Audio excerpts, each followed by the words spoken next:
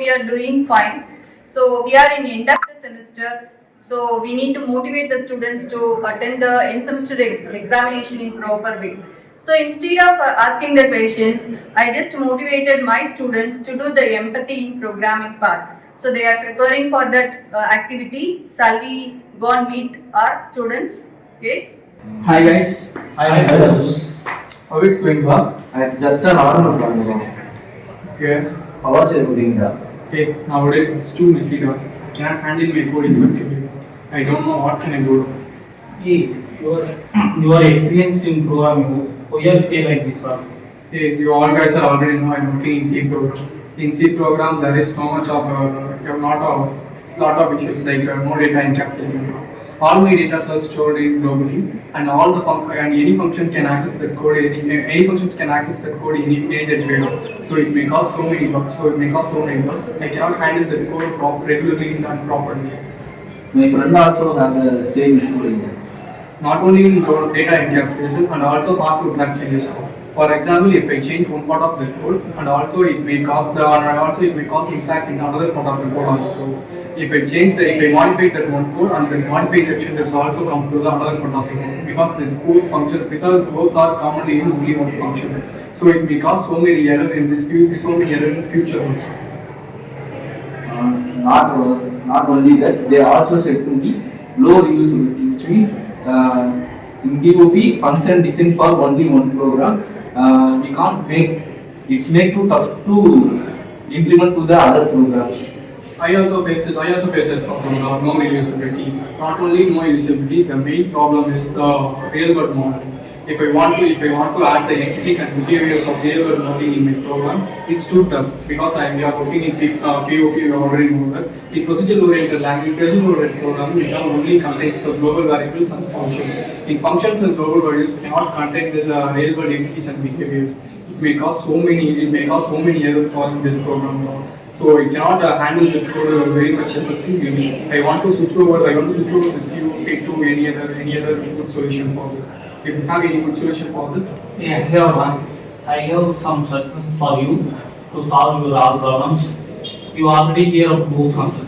OOPS means object-oriented programming. That means a way of writing focus on objects. Object contains data and actions. Data means attributes and actions means methods and functions. It can help to easy to build programs and it's easy to maintain and reuse. Yeah, I also have one solution to your problem that you face. There is no encapsulation in your code because in POP it stores data only using the global variable and functions. In OOPS it stores the data using the object and the classes, and also it have a getter and setter method. If you use the OOPS, it is easy to encapsulate your code.